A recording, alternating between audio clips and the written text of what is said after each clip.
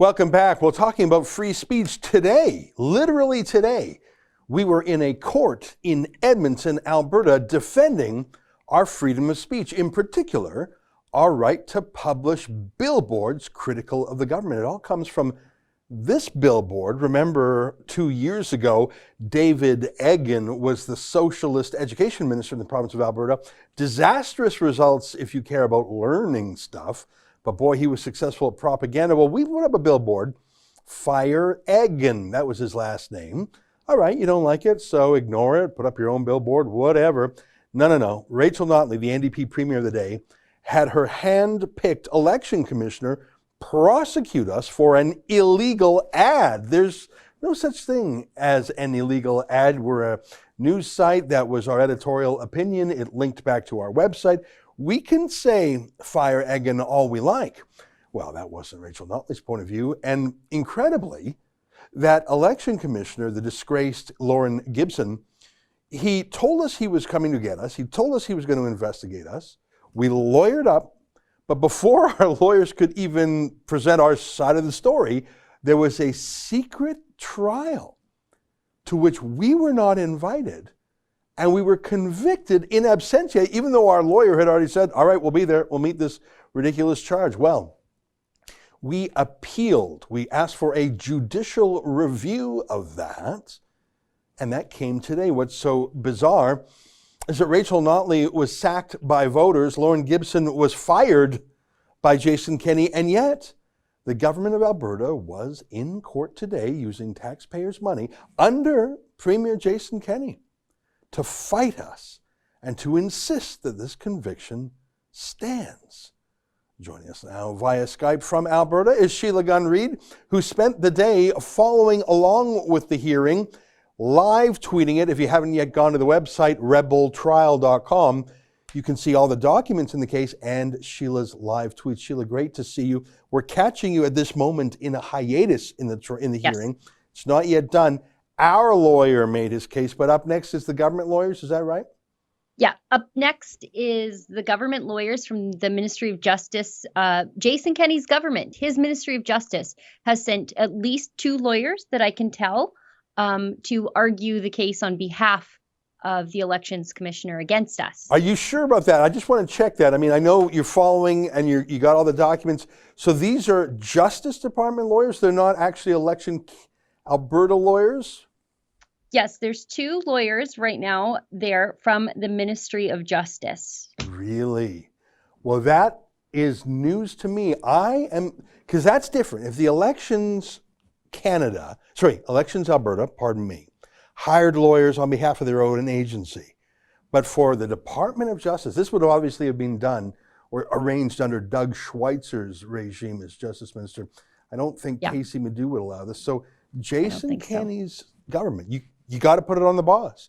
Jason Kenney's government is sending lawyers to insist that the court uphold the ban on us having political billboards. I am shocked. I didn't think that Kenney was sending lawyers. That is news to me, Sheila. Yeah, I mean, it remains to be seen, I suppose, their arguments later on in the day. When we broke, they said they would need at least an hour, maybe an hour and a half to make their case, whatever that looks like. I'm interested to see how they plan to defend what happened to us here, because really, it was an abusive process from the very beginning. And I'm not sure if I'm learning new things or if I'm remembering things that I forgot, because this case is just so wild. For example, I did not realize that investigators from both the Elections Commissioner and Elections Alberta harassed our sign guy and interrogated our sign guy.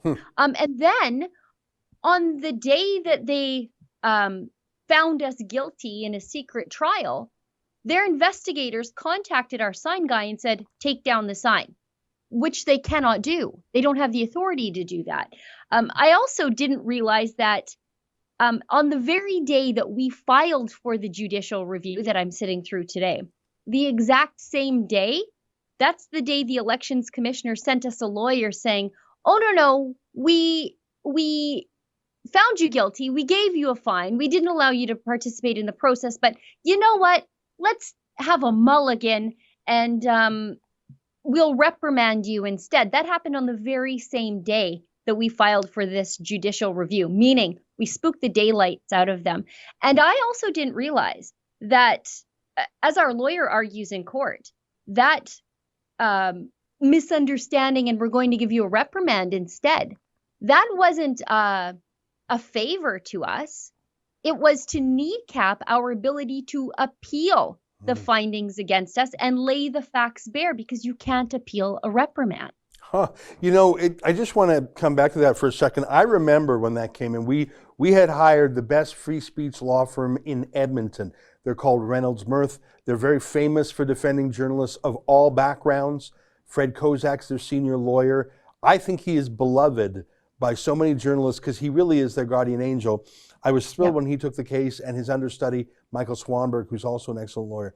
So we hired the best because you don't want to mess around when your freedom's at stake. They contacted Elections Alberta, said we're on the file, and then we were all shocked, including our lawyers, when we were found guilty without even a hearing. But here's the thing, and I just want to emphasize this. You mentioned this, Sheila, but let me just emphasize it for our viewers. So they said you're guilty, even though we weren't invited to be part of the secret trial, and we proposed a $5,500 fine. When we said, no thanks, we're appealing, they said, whoa, whoa, whoa, whoa, whoa, whoa, whoa, whoa, we're going to take the fine away. Please don't appeal. Because they didn't want any of their processes, any of their secret trials, any of their misconduct being scrutinized by grown-ups, by real judges in a real process. They were you make the point that they were trying to kneecap our ability to appeal. Fair enough. I think it was the opposite. I think they were desperate so we wouldn't appeal because they don't want grown-ups to see how misbehaved they were. And that's what today's hearing's about. Well, and I think they forgot who they're tangling with. We don't take reprimands when we didn't do anything wrong. And people need to realize that the elections commissioner in Alberta is the investigator and the jury and the executioner. They investigate you. You may or may not know that they are investigating you. Actually, from what I learned today, they reached out to our billboard contractor before they ever let us know that we were under investigation. And then they can find you guilty without you ever participating in it. And then maybe they'll allow you input into what your consequences are going to be. They'll hear submissions from you on what the fine is. That's the process here in Alberta. Oh my God. Sorry, guys. My cat's jumping up. No problem, Sheila. You know, your cat's getting revved up just like we are. I have to say, I sort of forgot about this because in my mind, Sheila, Rachel Notley was thrown out by voters. I remember when Jason Kenney fired Lorne Gibson, the disgraced election commissioner. So I honestly sort of forgot about this until our lawyer said, hey, guys, that judicial review we asked for 2 years ago, it's happening now. And is that Margaret Scratcher? That's Margaret Scratcher. That's a great name. You know what? That's great. You know what? You're working from home, and you got this home-based studio there, and we appreciate all the work you do, Sheila. You're just the best.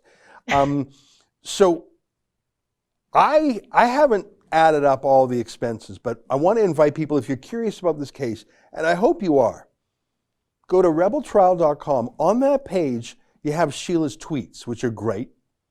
But importantly, you have all the legal documents, including the letters that the election commissioner sent us. I call it the threat letter. And then there was the conviction letter where they say you're guilty. And then our lawsuit. So if you're really interested in this, you can go deep on the website. There's an hour's worth of reading there if you want to read it.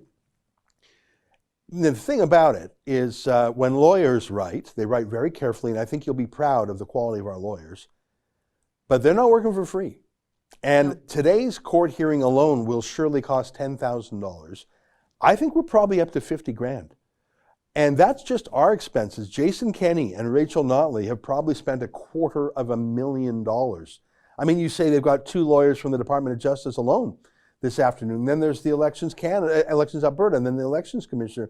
There's probably 10 or 15 people in the government working on censoring us, Sheila, and it's really lopsided. Like, I mean, we're being much more efficient.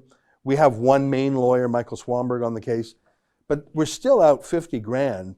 The government's got to have spent at least $250,000 to silence us. I'm optimistic, though. I think we've got a real chance here. What do you think? I do too. The judge seemed very impressed with our lawyer, Justice Lima.